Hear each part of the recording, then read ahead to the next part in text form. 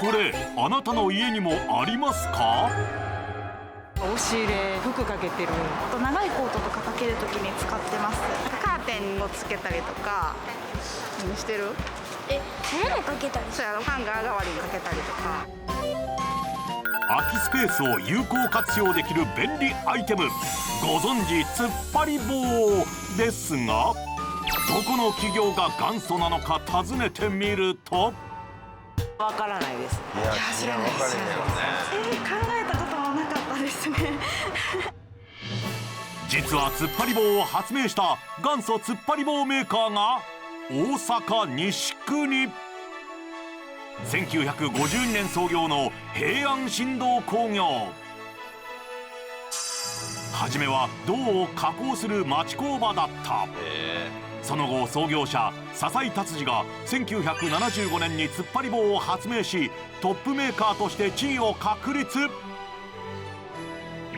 上は最盛期には48億円に上った。しかし2008年度には14億円に激減。そこに突っ張り棒ダサいからなんとかせえみたいな。会社の低迷期に社長就任。経営改革を進めたのが達治の孫3代目の竹内佳代子社長。なんか次の柱を作らないとまずいっていうのがいいと思うねん。それめっちゃいいですね。今までなんでなかったんでしょう。突っ張り棒のイメージを覆す新製品を次々と発表。どん底だった売り上げは見事 V 字回復。2022年度の売り上げはおよそ33億円、2.3 倍に引き上げた。突っ張り棒反撃の裏には竹内社長の PR 作戦も。さらに売上回復を手助けした猿も。いい仕事したね。すごい。ナイスジョブ。日本人の9割が間違っている正しい突っ張り棒の付け方とは、この後スタジオで実演。なるほど。そうなのか。お客様一人一人の十人十色の私らしい暮らしをクラス替えということを通じて実現したい。クラス替えとは一体何なのか。平安振動工業にジャストミートや関西リーダー列伝キーパーソンの成功秘話。早速今回のリーダーにご登場いただきましょう。平安振動工業竹内佳代子社長です。どうぞお入りください。よろしくお願いいたします。どうぞお願いします。お願いします。どうぞお座りください。平安振動工業ってもうなかなかの硬い社名の中にそうですね、こういったふわっとしたね、いやそうなんですよ。優しい物腰のボーダーのシャツをよく多用してらっしゃいますよね。はい、これなんか意味があるんですか？はい、これ突っ張り棒をイメージしてるんです。そうです。これが突っ張り棒です。僕もひょっとしたらそうなのかなと思って。予想通り。予想通り。突っ張りボーダーみたいなもんですじゃあね。そうです。そうです。突っ張りボーダーウェアですね。はい。で衣装部屋には突っ張り棒あって、そこにカツラを順番にかけてあったり、ヒールも引っ掛けてあったりで、本当助かってますよ。ねえ、いや牛窪さんはありますか？はい、うちも押し入れの中にこうかかって、そこにこう洋服かけてる特に夫の部屋はすごいいっぱいこうかかってるんですけど、女性の社長さんって経営者60万人弱ぐらいいるんですけれども、大体15% ぐらいなんですよね。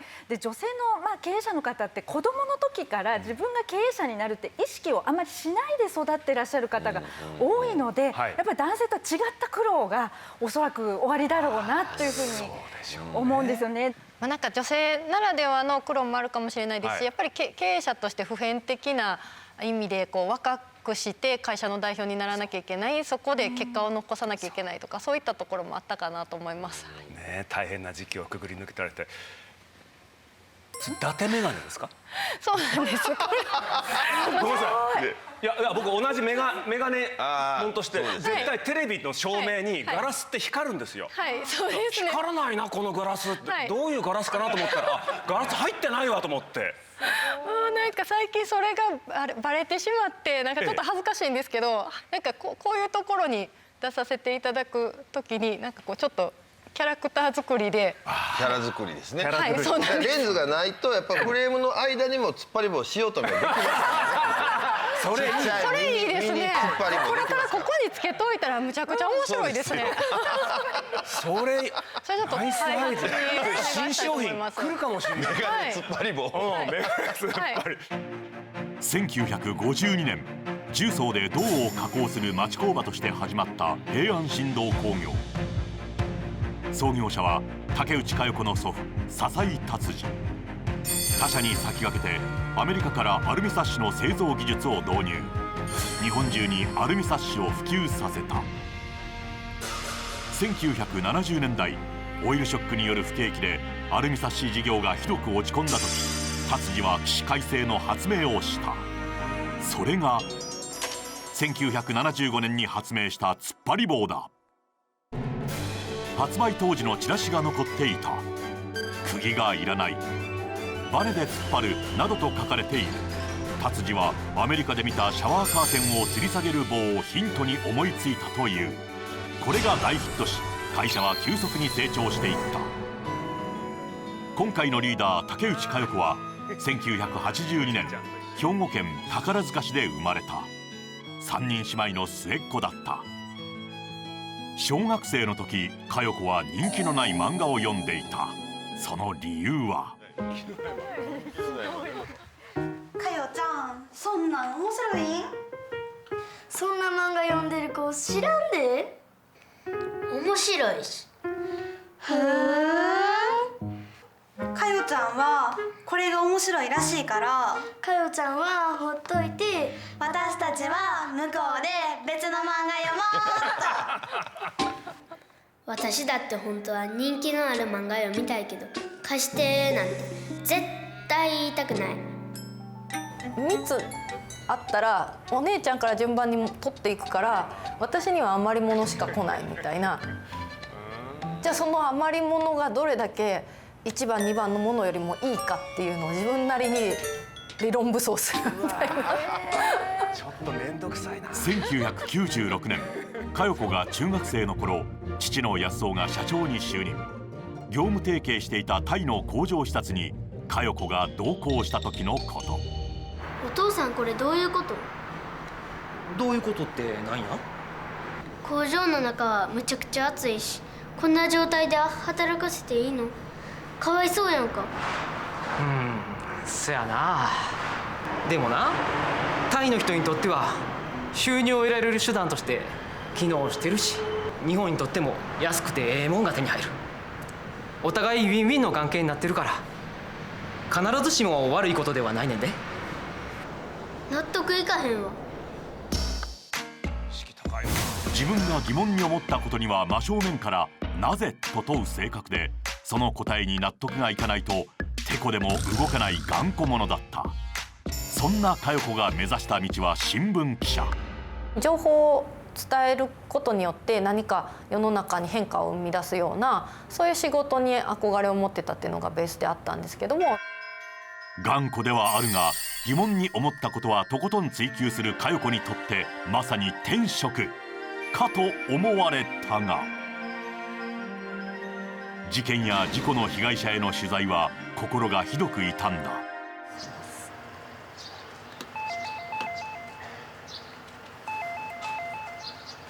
なんで辛い思いをしてる人に追い打ちをかけるようなことをやらなあかんのやろか。そんな時に佳代子を支えたのが当時交際していた今の夫だった。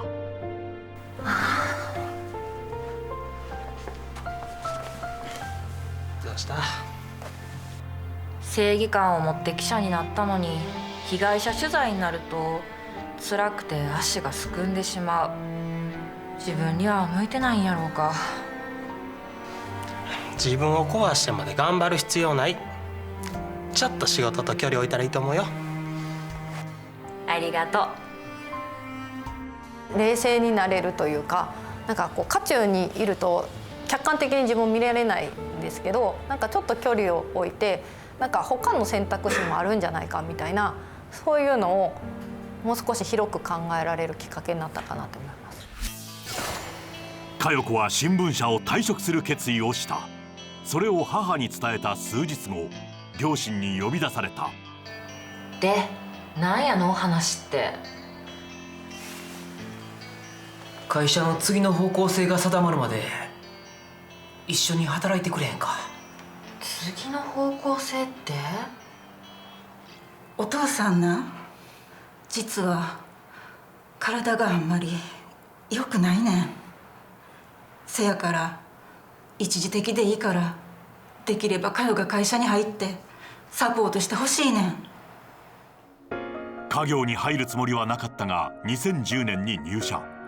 100円均一ショップが参入するなど価格競争が激しくなり、業績は全盛期の3分の1以下になっていた。突っ張り棒のおかげで黒字も維持できてますし、現状維持でうまいこといけてます。はあ、ほんまに現状維持で大丈夫なんやろか。うちの突っ張り棒でないとダメな理由って何でしょう？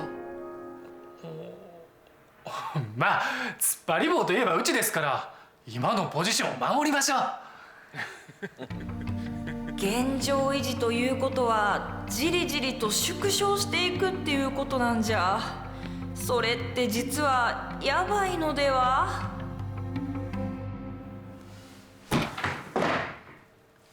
なんか次の柱を作らないとまずい。2011年、月2回の開発会議を導入。皆さん、これから開発アイデアを出し合って次の商品を生み出しましょう。うちは娘のブーツの収納に困っていて、そんな人他にもいると思うんですよね。確かにそのニーズはありそうですね。めっちゃ短い突っ張り棒はどうですか？10センチくらいの。確かにうちにもそんな隙間あるわ。この会議からブーツラックや隙間棚が生まれた。社内改革は順調だったかに思われたが、あかんあかんあかん、全然次の柱になってないわ。今ある売り場に新商品が並ぶようになっただけで新しい売り場を獲得することになってない。これこそ現状維持やわ。結局突っ張り棒の派生商品を作っても新しい陣地を拡張するんじゃなくて、自分の陣地の中で物を差し替えるだけみたいになるんですね。戦略としてはいかに新しい陣地を取るかっていうところを考えた上で商品開発しなきゃいけないんですけど、2015年社長に就任。これまで会社では採用してこなかったデザイナーを招いて、突っ張り棒ではない新製品の開発を始めた。平安振動の良さを生かしつつ、今までの平安振動が手を出さなかった製品にしたいねん。なるほど。それで女性向けの DIY パーツ。それめっちゃいいですね。今までなんでなかったんでしょう。せやろ。ほんで例えばこの自分で簡単にできるようなことをこうやってピンとか刺す時も。実際に制作に入る前に何度も描いたというスケッチがこちら。かなり細かいところまでコンセプトやアイデアが練られていたことがわかる。次は色やな。ターゲットは30代以上の女性ですよね。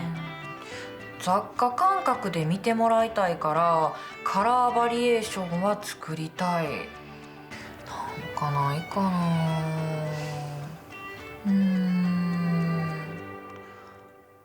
あ、そうや。突然ですが問題です。新製品のカラーバリエーションを考える際、私佳代子があるものを参考にしました。そのあるものとは一体何でしょう？スタジオのナジャさん、10秒でお答えください。カラーバリエーションを使い際に参考したもの、全然わからへんね。何かな。虹を見たカラフルな。アメリカ雑貨のマグカップあるやんか。あの色合いがちょうど合うと思うねん。確かにアンティークな感じもあるし、めっちゃいいですね。正解はマグカップ。こうして生まれたのが2016年に発売したラブリコ。 DIY 用に売られている規格木材を利用することで壁に穴を開けることなく棚などを作れ、シリーズ累計500万個以上売り上げる看板商品になった。さらに2017年には突っ張り棒をおしゃれなインテリアとしてデザインし直したドローアラインを発売。インテリア市場を新開拓し、会社の売り上げは V 字回復した。さらに佳代子が取った次の一手が妊活始めます。女性経営者で産休育休を取る人はまだまだ少なかった時代、そんな時にまさかの妊活宣言。佳代子さんは平安振動工業の育児出産のロールモデルになります。後に続くスタッフのためにも無理はしないで頑張ってください。ありがとう。実はこの宣言の裏にはこんな狙いもあった。はい、ありがとう。会社から離れてしまうことについては心配じゃない？会社は今ステップアップするタイミングやと思うねん。それを実現させるためには社員一人一人がもっと主体的に会社に携わっていくべきやなって思って。妊娠出産で私が現場を離れることによって結果的に社員の自立につながるかなって。2020年に待望の長女を出産し、半年間の育休を取った後会社に復帰した。2014年に公務員を辞め二人三脚で経営する和弘さんは、よく例えで言ってるんですけど、もう彼女は突っ張り棒でこう彼女の意思でこうするんだってこう突っ張る感じで、僕はそれを支える支え棒ってこう棒が突っ張り棒を落ちないように支える棒があるんですけど、僕はその役割かなと。彼女はどんどんこう次の未来の新しいものを突っ張っていってもらって、僕はそれを支えられたらお客さんにも喜んでもらえるし、会社もメンバーも働きやすいような会社になるんじゃないかなと思ってます。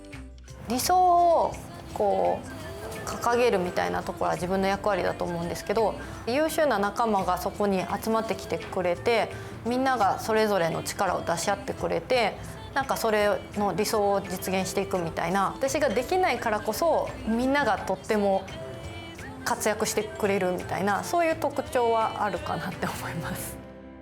今ご紹介いたしましたラブリコという商品なんですが、ホームセンターに住宅用の構造木材で 2x4 材っていうどこに行っても同じ大きさの木材、角材が買えるんですけども、その木材をこのキャップの中にはめ込むと、突っ張り棒と同じ伸び縮みする機能がついているので、柱を空間に突っ張ってで壁に穴を開けずとも大掛かりな壁面収納であったり部屋を分けるパーテーションであったり、いろんなものがご自身で作ることができますし、また外して現状回復もできる。このちょっとこの色がさ、原色のバーンっていう色じゃなくて、このちょっとくすんだ感じの色、このヴィンテージ感がやっぱり家のインテリアとしっくり馴染みますよね。どんなものにもいろいろ棚にした時にもグリーンとかそれこそいろんなものを邪魔しないみたいなね。この椅子の色なんかやっぱり目チカチカするじゃないですか。確かに。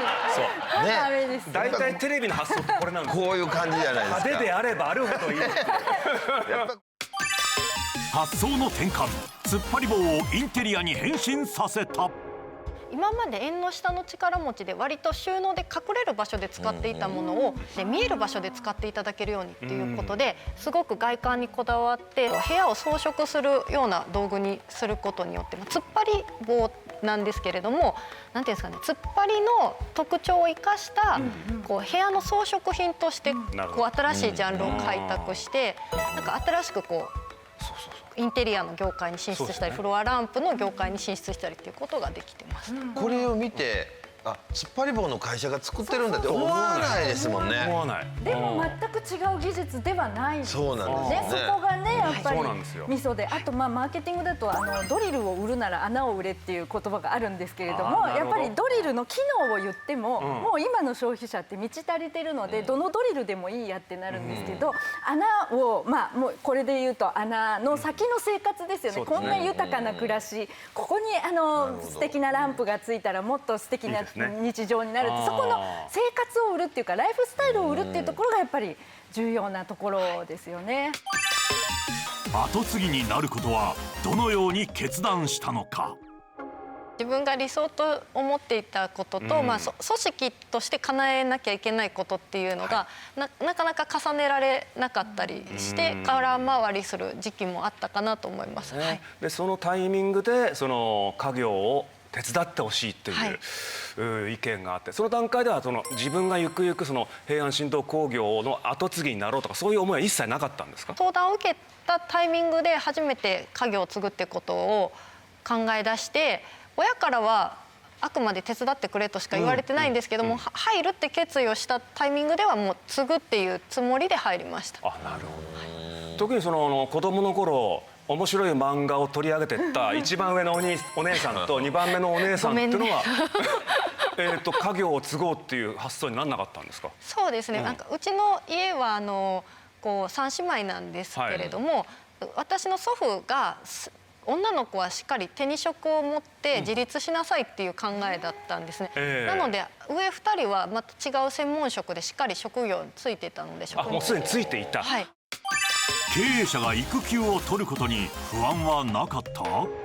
女性って妊活中って大体5人に1人以上がもう諦めて仕事と両立できないっていうことで転職したり辞めちゃったりしてるんですね。だから逆に言うと本当に社長みたいな方がそういう人生できるんだよっていう新しい道を開拓していくことで後に続くっていうのはやっぱ本当にそうだと思います。社員としてはやっぱついて気概のある。そうですね。私が離れたからこそ他のメンバーが自分でやっていかなきゃっていうところで自立してくれた部分はたくさんあると思うので、自分にしかできないことって何だろうっていうのを今一度考えるきっかけにはなって、私の場合ありがたいことにいろんな業務手放して帰ってきたらもう同じことやらなくてもいい状態になってたんですよ。もう帰ってきてやることあんまないみたいな感じでこれまでもう他の人がやってくれてそうなんです、そうなんです。寂しくなかったですか？めっちゃ寂しかったですよ。あれも私いなくてもいけんのかな、この会社。そうなんです。そう思っちゃう時もあって、でも今一度立ち返って、じゃあ次会社を次のステージに引っ張っていくために自分は本当に何をすべきなのかっていうところをもっと問い直してちゃんとコアなことに集中できるようになったのは良かったなと思います。1月のある日、ホームセンターの一角に人だかりが。そこに竹内社長を発見。こちらの方がパイプの太さが太いので荷重がかかってもたわみにくい構造。開かれていたのは竹内社長が突っ張り棒博士を名乗り自ら講師を務める突っ張り棒講座。作り手の私たちから見てるとせっかく突っ張り棒いいところあるのに皆さんがその良さを生かしきれてないようなところもあるなっていうのが。竹内博士曰く日本人の9割が突っ張り棒の使い方を間違っているらしい。突っ張り棒の使い方全然分かってなかったな、だから失敗したんだなっていうのが分かりました。ナージャさんも牛久保さんも間違っているかも。正しい突っ張り棒の取り付け方はこの後スタジオで。自ら最前線に立って商品を PR する竹内社長。どんな家に住んでいるのかお宅を拝見。夫と娘との3人暮らし。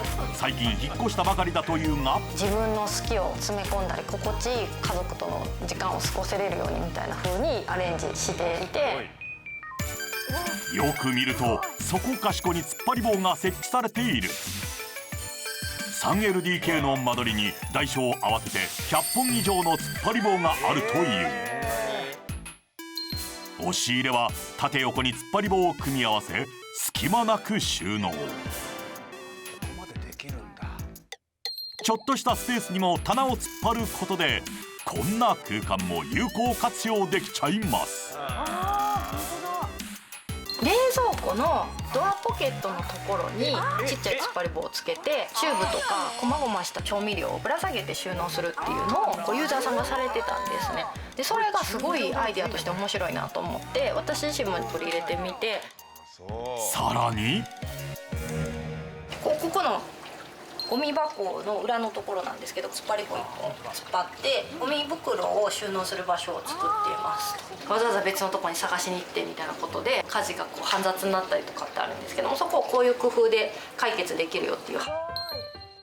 トイレから玄関まで余すことなくスペースを活用。突っ張り棒が全ての隙間を収納に変えた、まさに突っ張り棒ハウスだ。ショールームで飾っててもかっこいい佇まいは分かるかもしれないけど、本当にどう役に立つのかって分かんないと思うんですよね。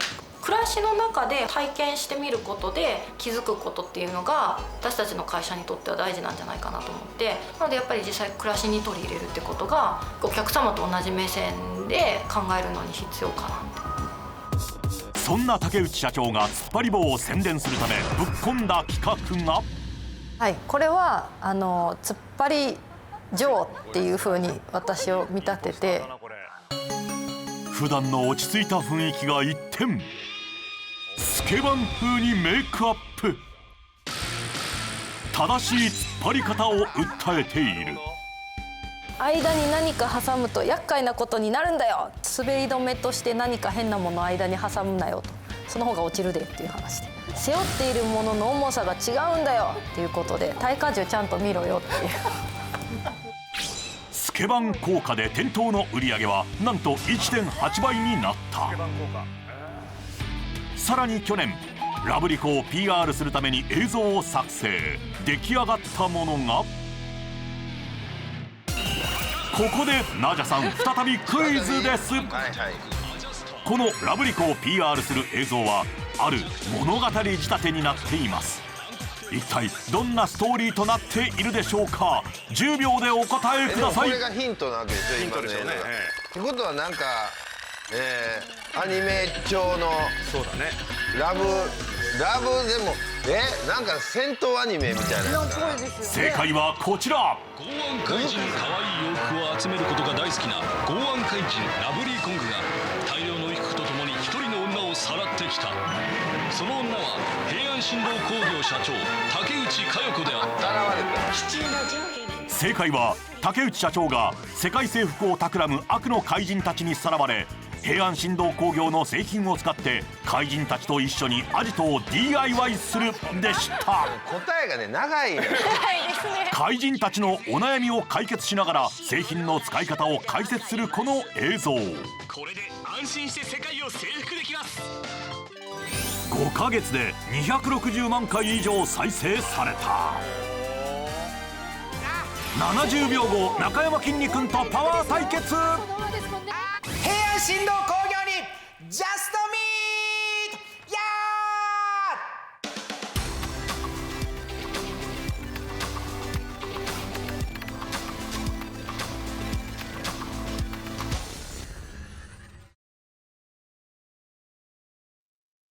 元祖突っ張り棒メーカー平安新道工業、創業者の孫娘3代目社長の逆転劇に密着。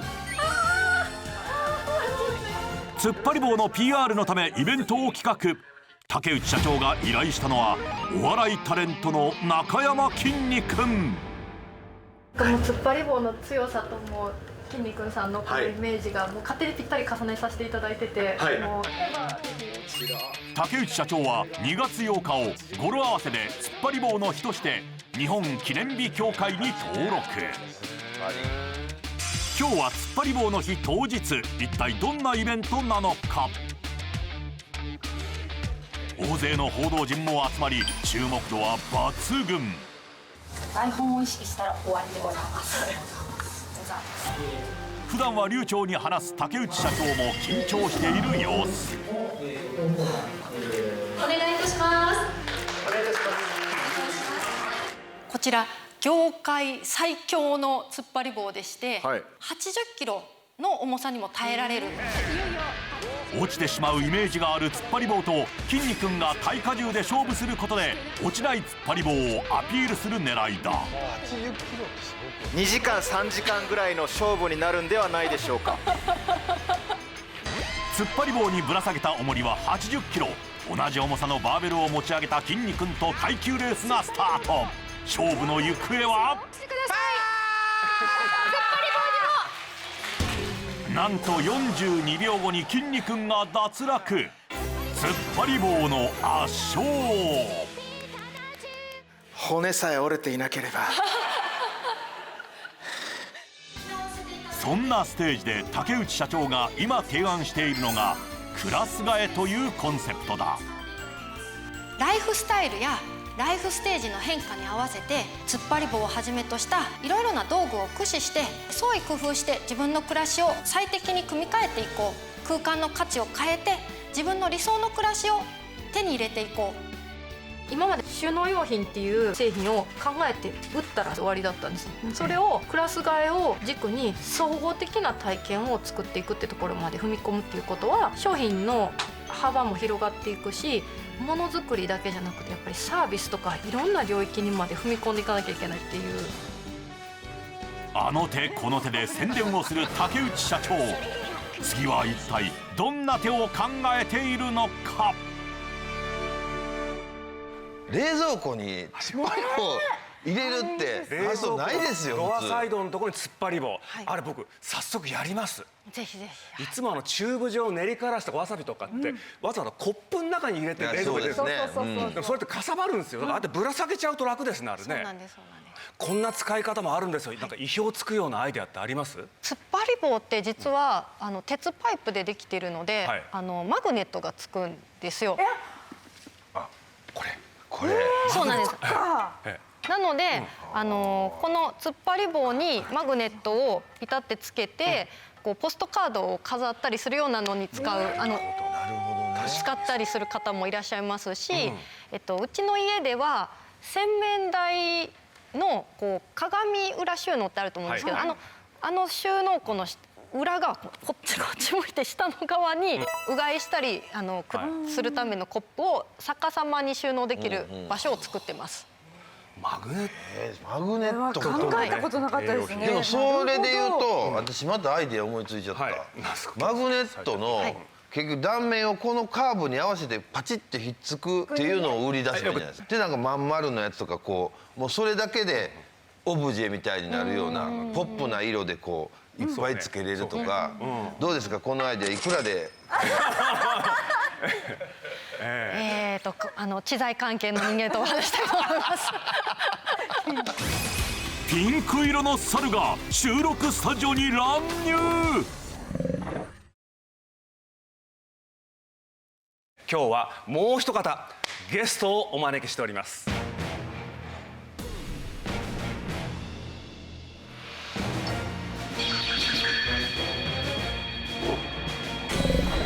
剛腕怪人ラブリーコング。YouTube 広告と申し上げると、どの辺から突っ込むべきなのかよく分かんない。いやそうですね。わかりますわかります。女性でも DIY 楽しもうねっていうコンセプトで売り上げどんどん伸ばしていったんですね。なんですけれども、もうその層への訴求っていうのがだんだん頭打ちになってきた中で、まだまだ未開拓なのが男性層だったりもしたので、その層を開拓するのに YouTube の動画広告がチャンネルとしてすごくいいと。初速でも1日で100万再生しまして、はい、そうなんです。いい仕事したね。ナイスジョブ、ナイスジョブ。あ、そうですか。続いてるんですか。まだ第1弾はここまでなんですけども、人気があればこれから続けられたらいいなと思います。続けたいよね、コングね。私このままの格好で出てもいけると思う。馴染むと思います。あなたも間違っているかも。正しい突っ張り棒講座必見です。まずはナージャさんがいつもの付け方を披露。だいたいこの長さにこう伸ばしてで一応この辺にしようかなって決めて、ほんでこっからまた回しながらこう伸ばす。でそのままちょっと回して突っ張らせるっていうやり方で私はいつもやってます。みんなそうだよこれ。みんなこれ以外ありますやり方？ブーです。ブーなんですか？なんで？そうなんです。その使い方だと本来の突っ張り棒の強度が出ないんですね。正解が思いつかないですね。そうなんです。実はこれ中にバネが入っているので、このバネが縮んで戻る時の力を利用するのがポイントなのです。必ずつけたい幅よりも少し長めに伸ばした上で隙間に斜めに押し込むってすみません、ちょっと長かったかな。そうか、ちょっと縮むから。そうなんです。ここをギュッと縮ませて押し込むということをすると、しっかり取り付けができるんです。そうなのか。引っ張ってるわけですね、常にこう、はい、バネでね。それはどこかで教えてほしいですね。そうなんです。ものすごい私たちの発信とか取扱説明書の課題だとは思うんですけれども、しっかり実は取説に載ってたりするんですけども、皆さん読まれないでこのやり方で。取材班がやってきたのは大阪市に住む20代の男性のお宅。この男性、自宅にある不満があったという。部屋の間取りは 1LDK なのだが、壁際にキッチンがあってダイニングとリビングが共用になっているような部屋で、区切られている感がちょっとなかったので、このような不満を解決するのが新事業、つまりリノベーション事業だ。客の要望に沿ってオーダーメイドで製作。すごいこれ。もちろん自社の突っ張り棒やラブリコを使っている。建築家さんと担当者さんと調整して、ここはこうした方がいいんじゃないのみたいなのを打ち合わせとかしつつやっていただいたという、オリジナルというかうちだけの間仕切りに仕上がっていると思います。見た目と機能性を両立したデザインで、リビング側には趣味のもの、キッチン側には食料などをストックするスペースを作った。工事だいたい2時間から3時間こんなんでお悩み解決かみたいな感じで結構嬉しかったんですけど、大掛かりな工事はしていなくて、突っ張る機能を備えているので実際に穴開けとかは特にしてないですね。リノベーション事業は去年12月にスタートしたばかり。この男性が利用した採寸、図面作成から組み立てまで全て請け負うプランはおよそ14万円だ。現在対応エリアは大阪を中心とした一部地域のみだが、今後広げていくという。新製品の開発の裏側にカメラが入った。発売前の商品見せちゃいます。先月下旬、リノベーション事業にも使える次なる商品の開発が始まっていた。開発担当者が組み立てていたのは、床と天井に柱を突っ張り、好きな高さに棚を作れる製品。ラブリコ、ドローアラインに続いて収益の柱とすべく今年2月に発売したエアシェルフだ。いいなこれ。この日の打ち合わせは、発売したばかりのエアシェルフをさらに改良しようというもの。体重乗せてグッと立つとなんかこんなやり方しないんで、これ手を添えるぐらいだと全然不安感ないですけどね。机を組み合わせられないかというアイデアだ。突っ張った縦の柱にですね、天板をつけて使うっていうやり方、かなり特殊なケースになるかと思いますので、挟んでこう固定してるんですけど、そこがこう滑りが出ないかどうかとか、テストいろいろこういうケースがあるねっていうのを考えながらちょっと詰めていくと。商品化にはまだまだ時間がかかるようだが、便利グッズだった突っ張り棒が家具の領域へ、見せるアイテムへと進化を遂げようとしている。平安振動工業の経営戦略を日本経済新聞の平島記者はどう見るのか。ホームセンターで突っ張り棒を買うときにどのメーカーだったかって多分考えて買うことないと思うんですね。同じような製品がたくさん出てきてしまって違いが分からなくなるような戦いから抜け出そうってその視点自体はとてもいい戦略じゃないかなと思います。じゃあ実際にこの製品を使えばどう良くなるのか、どんなふうに設置するのかっていうところをもう少し具体的により幅広い世代の方に伝えることができれば、購買層を広げることができるのではないかなと思います。リノベーション事業はすごいね。いやすごいですね。しかも3時間2、3時間であれが出来上がるっていう。いやこれは衝撃でしたね。衝撃。これニーズすごいありますよ。いわゆる本当のね大工さんが来てやるリノベーションも確かにいいんだろうけども、もう時間もお金も全然違いますもんね。そうですね。シニアの方とか介護とかこれから出てくるから、いわゆる手すりとかもああいうので簡単にできるようになってくるんじゃないかなとか、いろいろ使い勝手ありますよね。いやちょっと広がりますね、このお仕事ね。すごいな。今後クラス替えの体験っていうところで領域を増やしていくことによって50億でさらに100億っていうところを目指していこうっていうのを大きく掲げて今みんなと頑張ってます。岐阜にある平安振動工業の物流センター。祖父の代にアルミサッシの加工場として使っていたが、現在は国内外で作った製品の検品を行う物流の拠点になっている。この物流センターに変化が起きているという。検品業務のパート従業員が TikToker に転身。その意外なわけとは。検品作業の合間、従業員たちがいたのは物流倉庫には似つかわしくない洋室のようなスペース。手にしているのはタブレットのようだが、一体何をしているんですか？窓枠のところでも簡単に干せるスペースが作れるっていう動画を今から撮ります。彼女たちがしているのは TikTok など SNS に投稿する動画の撮影。企画から自分たちで考えているらしい。普段私たち検品で商品とかを取り扱ってるので、組み立てとか詳しい方なんですね。果たしてどんな映像に仕上がったのか。雨の日、花粉の時期、部屋干しスペースが足りないな。そんな時は突っ張るだけで簡単に部屋干しスペースを増やせるこのアイテム。取り付ける高さに伸ばして付属のネジで固定したら、グリップを回してパイプを固定するだけ。これ気になるなっていう動画を試行錯誤しながら、なるべくポップな感じでちょっとの時間で知ってもらえるように心がけています。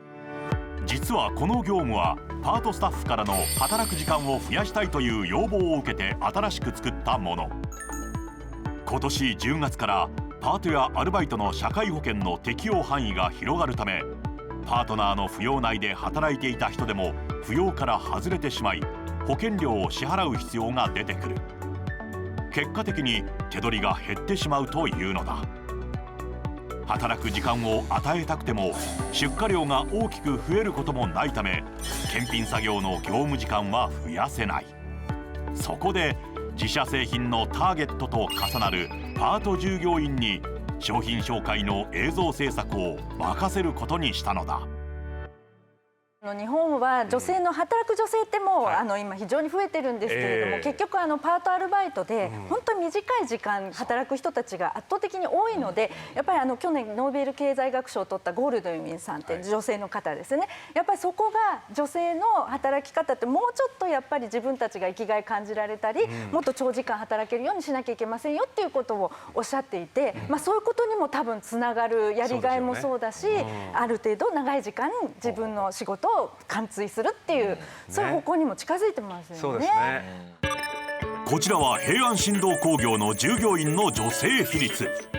竹内社長が入社した時から急速に増えているのがわかる。女性が多いとやっぱり男性陣もなんかちょっとモテたいなとかさ、なんかちょっと思うから頑張ってる姿見せたいと思って、なんか男性陣も頑張りそうですよね。その方が男ばっかりより。それ大事だと思いますよ。大体多くの高校生ロックバンド始めるきっかけは女性にモテたい。動機は不純だったとしても、どれほど音楽が好きかどうかわかんないけどモテたいからって大事ですよね。なんかみんなのやる気が上がりそうな気がする。ねえ。という参考意見にしていただきます。すいません、差し出がましいこと申し上げまして、では次をもって最後の質問とさせていただきます。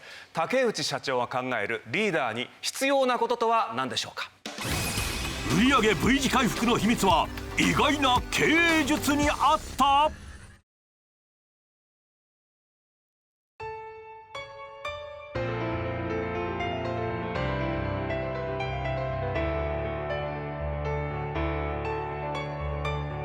では最後の質問です。竹内社長が考えるリーダーに必要なこととは何ですか。はい、それは執念でかいです。執念でかい。いや意外な言葉出てきましたね。